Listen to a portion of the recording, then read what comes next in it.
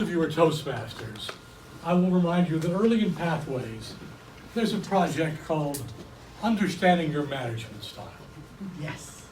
And let's face it, we all know the simple rules of management. Hire the best people, inspire them with your vision, and get out of their way. And the only thing that's missing from that is an actual plan that will work. Because none of those things are going to work. Well, we hit a milestone in 2017. For the first year in history, over 1 million books on management were published. So those of you who are looking for your management style have lots to work from. Now, I had a boss who read a management book a month. And every month, she had a new management technique that she wanted to work on. And she would bring us into our meeting, and she would inspire us, well, at least she thought it was inspiration, with this new management technique she had. And I don't remember what any of them were, because all I could think of was, I just got to remember this for 30 days, or at least pretend I've got to. I'm not going to drive it into long-term memory. But let's face it, realistically, there have been some very classic books on management.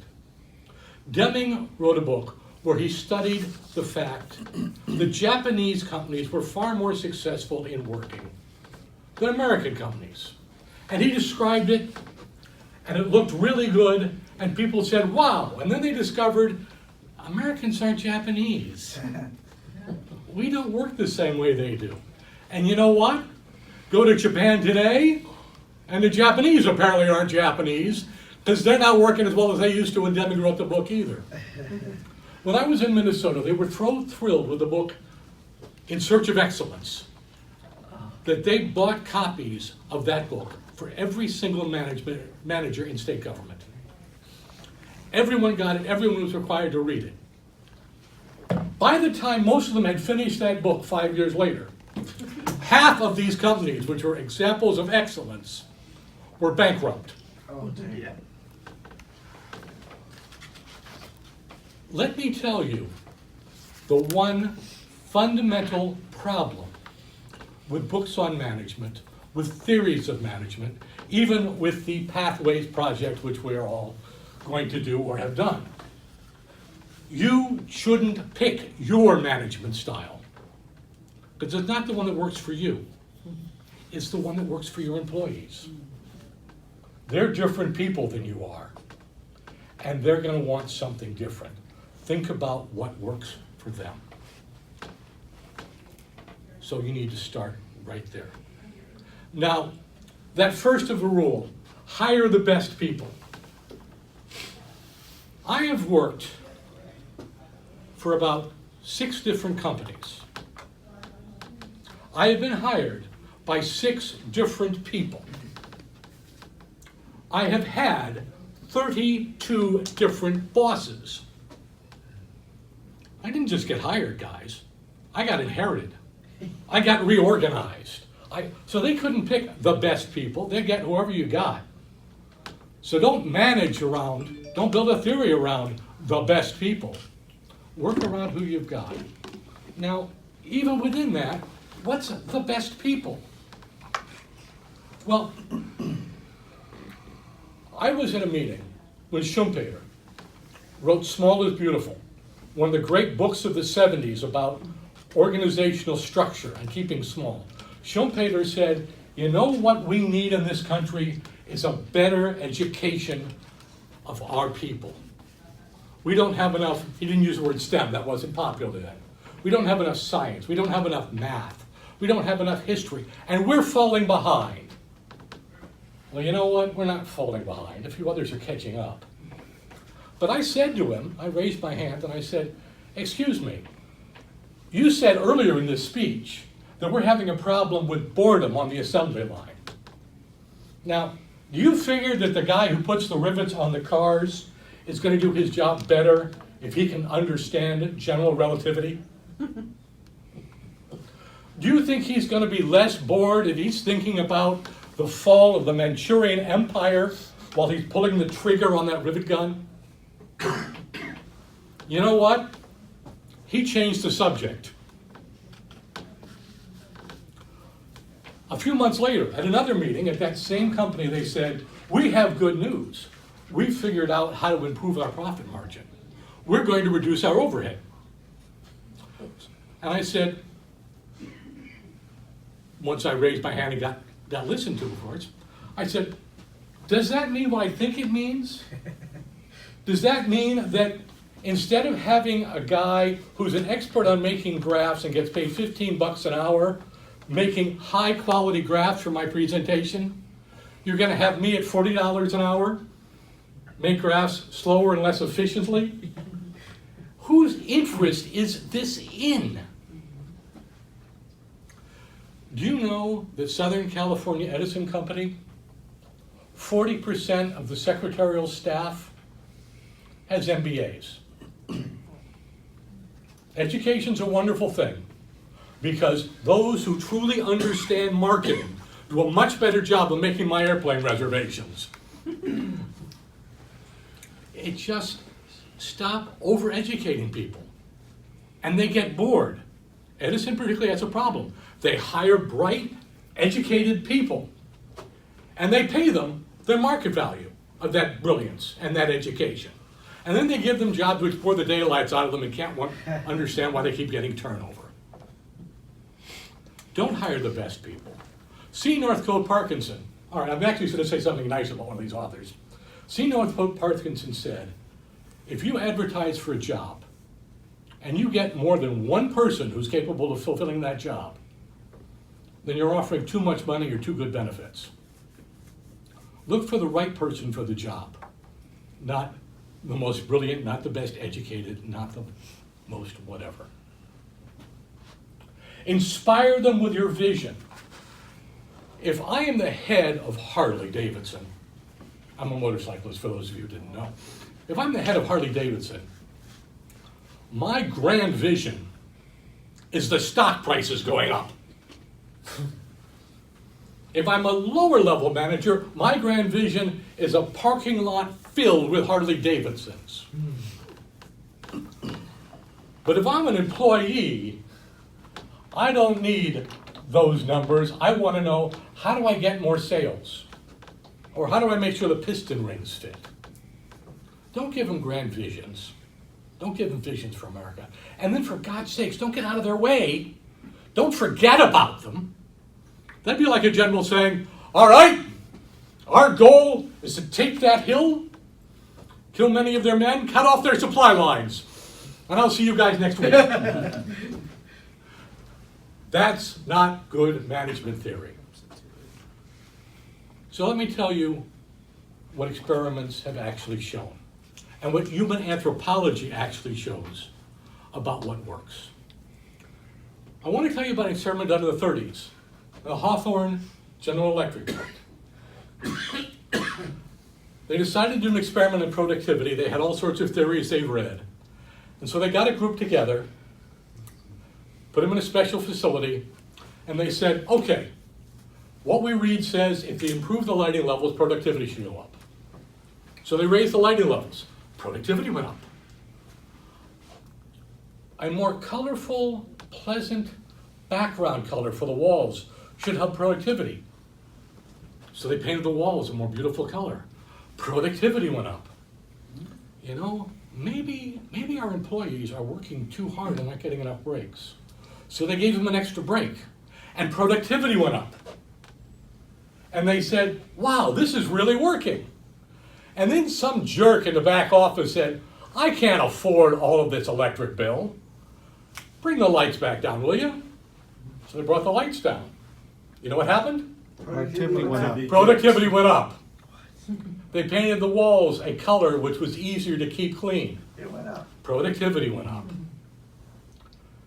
Every time they reversed things, what they realized eventually was there was one thing that was constant. A change, but more importantly, a good relationship with the people who were keeping track of productivity. And if you get right down to it, people want to feel good about what they're doing. And if they feel good about it, if they're doing it for somebody they like, then you're going to see increases in productivity. Because then they're not going to be saying, well, lunch hour will happen soon, maybe I can, No, they'll get somewhere. And that's the first step in really getting more out of your employees. Give them a relationship. Tell them you done good. Now, interesting experiment, side effect that they did as a follow-up on the Hawthorne. They said, let's give people bonuses. Let's, if their productivity rate goes high enough, we'll give them a piece rate bonus. And they made it nice, easy, automatic, and simple. Do you know what happened? Productivity went down. Productivity went down. And when they checked to see why, it's because the employees said, you know what? We think this is a trick. We don't trust them. We think they're going to lower the base rate. Because when they did this, they didn't establish trust and they didn't establish a relationship. Now, you do want to make sure, because studies have shown very conclusively that people's memory fades. An annual bonus is real good once a year. And you'll get great Decembers. But the rest of the year it kind of slumps down. And maybe in November they'll say, well, if we don't do something, we won't get a December bonus. People want instant feedback. This wonderful stuff we saw on Kami and everything else? It's the same concept. You kind of got to get the joke going for people. Because if I tell you a joke now and say, I'm going to give you the punchline next month, you're not going to get all those endorphins and hormones and all those whatever things he promised you. Did he promise his drugs? I don't remember. But you've got to give him. So say to them, you done good. You know what? People like being told that you done good. Studies have shown, by the way, when you talk about high salaries, you know what's worth more to a person on average than a high salary in business? A nice title. The average college professor would not trade the title professor for assistant professor for $20,000 a year. They like the title. They like feeling good. And every single class, someone raises their hand and says, Professor, and they're like, yeah. I'm getting respect. I'm getting a good relationship. Show your employees respect, and they'll do the same thing. Say, I really like the way you did that report. That was a nice, clean piece of graphics. They'll respond. They'll like it. They'll look for that. That is a reward they can work with. Now, I have a rule that I try very hard to make sure everybody I manage knows. And that is, I ask questions to get answers, to get information. If I think someone's making a mistake, I will tell them, John, why don't you try it this way? But not in a cruel way, in a nice way. Because I want them to feel that I respect what they've tried to do. I want them to remember what's going on and work my way through. Now, over the course of time, each of you is going to have to deal with employees that aren't good employees. That's the other problem with these nice set of 3 rules. Is that clock accurate? Nope. It's not moved. Okay. Not in It's this time. 8:48. Okay, because he told me to quit by 9 o'clock, and I went, wait a minute, I've been talking for 3 minutes, I'm impressed. That's right, twice a day. Thank you. I can say a lot in a short period of time, but I don't think I talk that fast. You got 12 more minutes. Yeah. How many of you have been in meetings What kind of meetings? Yes. Who asked that question? That is exactly my point. There are fundamentally two types of meetings. There is the, I'm going to tell you what you need to know meeting. Yeah. And there's the, I want to get everybody on the same page meeting. And don't ever mix those up. I had a boss who was brilliant. I absolutely want to give him credit. He was brilliant. And he would call us into meetings and he would say, we have to solve this problem. How do you think we should go about it? And we'd all get together and spend 20 minutes talking. Well, let me be honest. I didn't. You know why I didn't? Because I don't like to get interrupted. And you go to these big meetings, and everybody wants to put in, oh, I want to say something. Oh, I got something. Well, wait a minute. Listen to me. All right, you don't say anything, Baloo, but we don't expect that from you. But I can't get my ideas out. I'm used to talking. I'm used to sharing, used to thinking about stuff, and they snap on me. But everybody else wants to sit and talk. And so for 20 minutes, they're sharing ideas. And then the boss would look and say, okay, I appreciate all your input. Really great ideas, guy. Now, this is what I decided to do before we came in here. I never actually used those words. But we knew.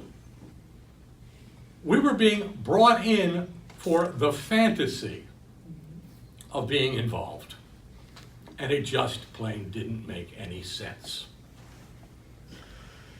Don't pull that on your employees. Fundamentally, many of them don't need to go to meetings at all. Deming liked the idea of meetings because in Japan, under the Japanese samurai code, and by the way, the 7 large Japanese corporations were all descendants of the 7 samurai families in Japan, for those of you who are wondering how the organization started there.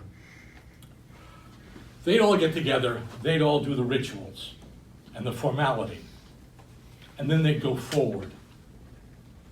That works in an organization where you want formality and you need whatever, but fundamentally, that's not what you need.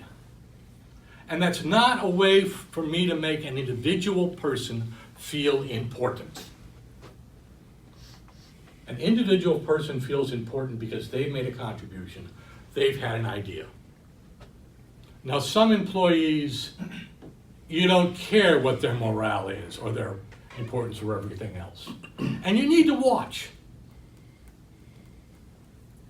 Those of you who are parents know that much as you want your kids to love you and to enjoy what they do, there are times when the best way is sit down, shut up, get in the car, we're leaving now. And if you don't pull that level of authority out, you're not going to get anywhere. I'll be honest, it's an ex-wife. And she cannot hold down a job when the boss isn't riding her all the time. The boss rides her all the time. She's effective. She does well. The boss gives her leeway. She doesn't know how to handle it. She can't deal with it. She gets distracted. Again, don't choose your management style. Choose the management style that matches the people you're working with. Now,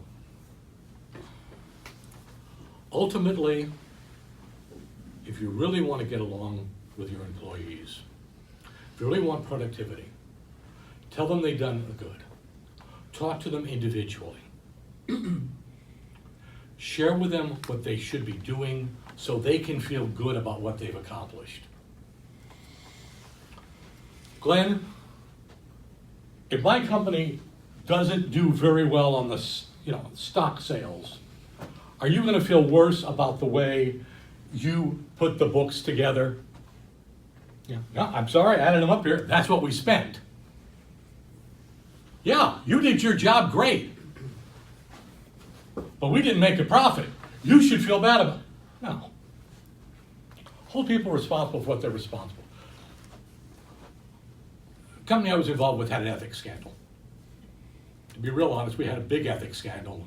It was a big problem. The state got involved, we got fines, the whole problem came up.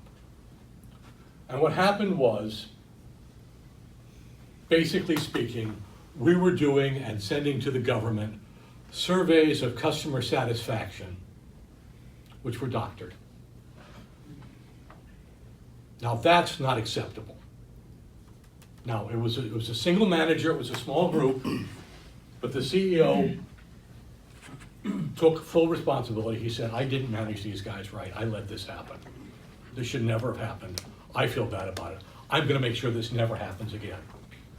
And he sent a memo to the entire company, each and every one of us, saying, we all have to do better.